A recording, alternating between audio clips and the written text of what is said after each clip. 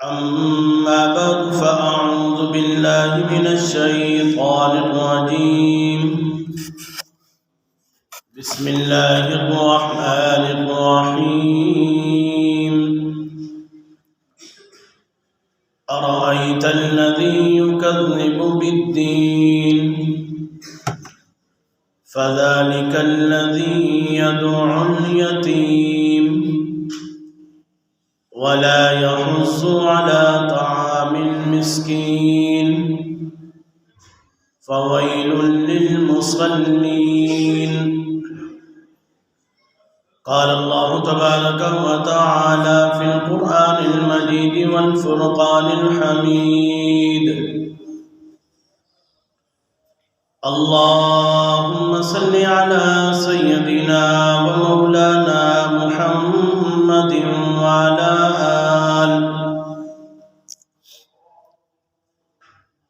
وعلى آل سيدنا ومولانا محمد وبارك وسلم. يا رب صل وسلم دائما أبدا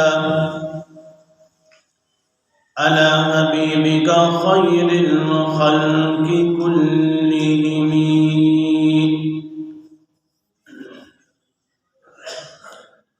ہر قسم کی تعریفات تحمیدات اللہ رب العزت کے لیے ہیں. انگن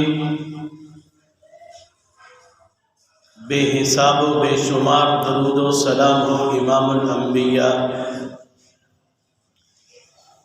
سید الانبیاء سید الکل ختم الرسل جناب حضرت محمد رسول اللہ صلی اللہ علیہ وسلم کی ذات گرامی پر.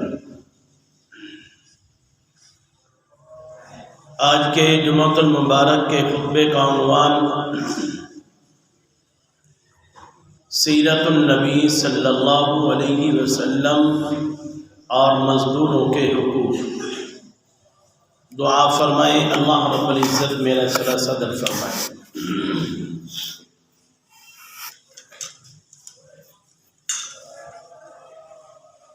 میرے بزرگوں اور بھائیوں، عزیز طلبہ کرام،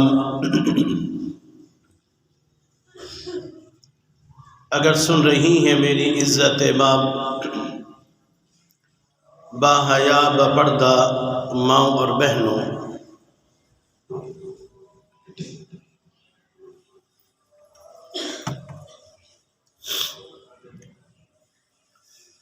انسانی حقوق کے بارے میں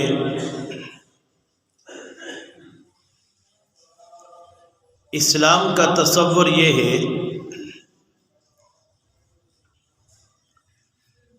ہماری اصطلاح حقوق اللہ اور حقوق العباد کے عنوان سے ہے. قرآن کریم نے حقوق اللہ اور حقوق العباد دونوں کی بات کی ہے. اللہ کا حق کیا ہے اور بندوں کا حق کیا ہے. جبکہ مغرب کی اصطلاح انسانی حقوق کی ہے، مغرب خدا کے حقوق کی بات نہیں کرتا. ان کے ہاں خدا کا تصور ہو یا نہ ہو ایک ہی بات ہے. خدا کا کوئی حق ہے یا نہیں ایک ہی بات ہے ان کے نزدیک. ہمارے نزدیک اور اسلام کا تصور یہ ہے کہ پہلا حق اللہ کا ہے، اس کے بعد بندوں کے حقوق ہیں. قرآن کریم میں بہت سے مقامات پر اللہ تعالیٰ نے یہ ترتیب بیان کی ہے کہ حقوق اللہ بھی ہے اور حقوق العباد بھی. ابھی جو سورۃ الماعون کی ابتدائی آیات کریمہ میں نے تلاوت کی ہے، اس میں بھی 4 حق بیان ہوئے ہیں، ایک اللہ کا اور 3 بندوں کا۔ یتیم کو دھتکارنا، فرمایا یہ کام مسلمان کا نہیں غیر مسلموں کا ہے۔ جو دین قیامت تک کو جھٹلاتا ہے وہی یتیموں کو دھکے دیتا ہے۔ ایماندار دیانتدار آدمی یتیم کو دھکے نہیں دیتا۔ یہ بندوں کے حق کا ذکر ہوا۔ مسکین اور محتاج کو کھانا کھلانا یہ بھی بندوں کا حق ہے۔ اور اس کے بعد نماز کا ذکر ہے۔ نماز اللہ کا حق ہے، نماز نہ پڑھنا اللہ تعالیٰ کی حق تلفی ہے۔ نماز میں سستی کرنا اللہ کی حق تلفی کی ہے۔ اس کے بعد فرمایا وَيَمْنَعُونَ الْمَاعُونَ، آپس میں استعمال کی چیزیں ایک دوسرے کو دینی چاہیے، یہ بھی انسانی حقوق میں سے ہے۔ خلاصہ یہ ہے کہ اس چھوٹی سی صورت میں بھی اللہ تعالیٰ نے دونوں قسم کے حقوق کا ذکر فرمایا، حقوق اللہ بھی اور حقوق العباد دونوں کا۔ اللہ تعالیٰ کے حقوق اور بندوں کے حقوق قرآن کریم میں اور بھی بہت سے مقامات پر ذکر فرمائے گئے۔ ایک اور آیات کریمہ میں فرمایا کہ جس میں اللہ رب العزت نے ترتیب سے ذکر فرمایا کہ حقوق اللہ کیا ہے اور حقوق العباد کیا ہے۔ فرمایا وَاعْبُدُوا اللَّهَ وَلَا تُشْرِكُوا بِهِ شَيْئًا وَبِالْوَالِدَيْنِ إِحْسَانًا وَبِذِي الْقُرْبَى وَالْيَتَامَى وَالْمَسَاكِينِ وَالْجَارِ ذِي الْقُرْبَى وَالْجَارِ الْجُنُبِ وَالصَّاحِبِ بِالْجَنبِ وَابْنِ السَّبِيلِ وَمَا مَلَكَتْ أَيْمَانُكُمْ۔ اس آیات میں اللہ تعالیٰ نے حقوق کے 10 دائرے بیان کیے ہیں، جن میں پہلا حق اپنا بیان کیا کہ اللہ کی عبادت کرو، اس کے ساتھ کسی کو شریک نہ کرو۔ اور اس کے علاوہ جو 9 حق بیان کیے گئے وہ 9 حق بندوں کے بیان کیے ہیں، اور ان کو آگے دائروں میں تقسیم کر دیا۔ پہلے والدین کا حق بیان کیا کہ ان کے ساتھ اچھے سلوک سے پیش آؤ۔ پھر قریبی رشتہ داروں کے، یتیموں، مسکینوں، قریبی پڑوسیوں، وہ پڑوسی جو رشتہ دار نہیں، سبق کا ساتھی، سفر کا ساتھی، کمرے کا ساتھی، مسافروں، غلاموں کے حقوق درجہ بدرجہ بیان کیے۔ حقوق میں پہلا حق اللہ کا بیان ہوا ہے، پھر 9 حق بندوں کے ذکر کیے ہیں۔ آج لوگ بندوں کے حقوق کی بات کرتے ہیں لیکن پہلا حق اللہ کا ہے۔ بڑی تفصیل کے ساتھ اللہ تعالیٰ نے حقوق اللہ اور حقوق العباد کو بیان فرمایا۔ یہاں قریبی رشتہ داروں سے حسن سلوک کی بات ہوئی۔ دوسری جگہ پہ ارشاد فرمایا وَآتِ ذَی الْقُرْبَى وَالْمَسَاکِینِ، کہ قریبی رشتہ داروں پر خرچ کرو، یہ تمہارا احسان نہیں، فرمایا ان کا حق ہے۔ قریبی رشتہ داروں پہ خرچ کرنا، اگر اللہ نے کسی کو مال دیا تو فرمایا قریبی رشتہ داروں پہ خرچ کرو، فرمایا یہ تمہارا احسان نہیں ہے ان پہ خرچ کرنا، بلکہ یہ تمہاری ذمہ داری ہے، تمہارے فرائض میں آتا ہے، تمہارا حق بنتا ہے۔ ایک بات میں نے یہ کہی کہ ہم حقوق اللہ اور حقوق العباد دونوں کی بات کرتے ہیں، اتنی تفصیل کے ساتھ کرتے ہیں کہ دنیا کا کوئی دوسرا قانون اس تفصیل کے ساتھ بیان نہیں کرتا۔ جو حقوق اللہ اور حقوق العباد اسلام نے بیان کیے ہیں، قرآن نے بیان کیے ہیں، نبی علیہ الصلوۃ والسلام کے فرمان نے بیان کیے ہیں۔ دروازے کا نام بھی سب پوچھا، مگر ہم قرآن اس لیے پڑھتے ہی نہیں کہ یہ ہم سے کہتا کیا ہے، ہم نے بس ثواب اور برکت کے لیے رکھا ہے، اس میں کوئی شک نہیں۔ قرآن پاک کو پڑھنا یہ ثواب اور باعث برکت ہے، لیکن اس کے احکامات کو جاننا یہ ضروری ہے۔ وہ جناب نبی کریم صلی اللہ علیہ وسلم کی سنت مبارکہ حقوق کے حوالے سے کیا ہے، اس پر 20 احادیث ہیں، اور حقوق کے حوالے سے بے شمار آپ صلی اللہ علیہ وسلم کے فرمان ہیں۔ اور اسی سلسلہ میں سیرت النبی اور مختلف عنوان پہ یہ موضوع چل رہے ہیں۔ سابقہ جمعۃ المبارک کے خطبہ میں سیرت النبی اور پڑوسیوں کے حقوق بیان ہوئے تھے۔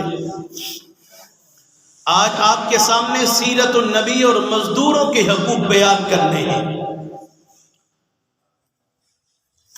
پہلی بات یہ ہے کہ مزدور کسے کہتے ہیں؟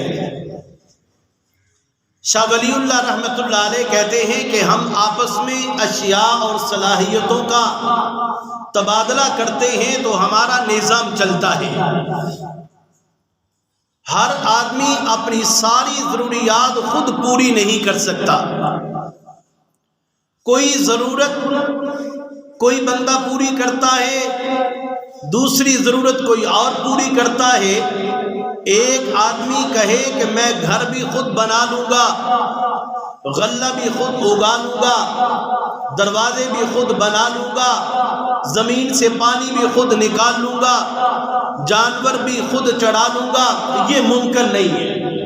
ایک آدمی یہ نہیں کر سکتا کہ یہ سارے کام وہ خود کرے، کہ مکان کی تعمیر بھی خود کرے، گارا بھی سیمنٹ بھی خود بنائے، سارے معاملات خود کرے، غلے کی اگائی اور کٹائی سارے معاملات خود کرے، تو فرمایا یہ ایسا نہیں ہو سکتا، یہ ممکن نہیں ہے۔ ایک آدھ کام تو خود کرے گا، باقی کاموں میں دوسروں کی خدمت لے گا۔ انسان کی فطرت ہے کہ کسی کام میں جو یہ جانتا ہے دوسروں کا تعاون کرے گا، دوسروں سے اپنے کاموں میں تعاون حاصل کرے گا۔ مثلا ایک آدمی بکریاں چراتا ہے تو بکریاں چرانے کے کام میں تعاون کرے گا، باقی کاموں میں تعاون کرے گا۔ کسی سے غلہ لے گا، کسی سے کپڑے لے گا، اور تبادلہ ایک دوسرے کے ساتھ تعاون پر یہ ہمارا سارا نظام چلتا ہے۔ اگر ایک دوسرے کا تعاون نہ ہو تو یہ نظام نہیں چل سکتا۔ اگر سارے لوگ اپنے گھروں میں بیٹھ جائیں کہ ہم اپنا کام کریں گے تو کتنے دن تک گزارا کریں گے؟ 24 گھنٹے بھی اس کے بغیر گزارا نہیں ہو سکتا۔ ہمارا سارا نظام اس پر ہے۔ تو شاہ ولی اللہ رحمۃ اللہ علیہ فرماتے ہیں تبادلے اور تعاون کی 2 صورتیں ہیں۔ ایک ہے چیزوں کا تبادلہ کرنا، مثلا کسی کو دودھ دے دیا، دودھ دے کے اس سے غلہ لے لیا، یہ پرانے زمانے کی دکانداریاں ایسے ہی چلتی تھی۔ اور گندم دکان کو دی، اس سے دال لے لی، منجی دی اور اس سے کوئی اور چیز خرید لی، سبزی دے کے گندم لے رہا ہے، گڑ لے رہا ہے۔ اب بھی دور دراز دیہات میں یہ نظام چلتا ہے، کوئی چیز دے کر دوسری چیز لے لی، اور تجارت اسے کہتے ہیں۔ اور اسی طرح پیسے دے کر چیز لینا بھی تجارت ہے، کہ پیسے بھی کسی چیز کے نمائندے ہیں۔ اور دوسری صورت یہ ہے کہ اگر مجھے کسی چیز کی ضرورت ہے، میرے پاس اس کے عوض میں دینے کے لیے کوئی چیز یا پیسے نہیں ہے، تو میں کوئی خدمت اور محنت کروں گا اس کے بدلے میں اور وہ چیز لوں گا، یہ ہے مزدوری۔ جیسے گندم کی کٹائی کرتے ہیں اور گندم کی کٹائی کا معاوضہ گندم کی صورت میں ملتا ہے، اجرت پر کام کرنا یہ مزدوری ہے، ساری دنیا کا دار و مدار اسی پر ہے، ایک دوسرے کے ساتھ تعاون کرنا۔ اور دوسری بات جناب نبی اکرم صلی اللہ علیہ وسلم نے ارشاد فرمائی ہے کہ اللہ کے سارے پیغمبر اپنے اپنے دور میں مزدوری کرتے رہے۔ مزدوری کرنا کوئی برا فعل نہیں۔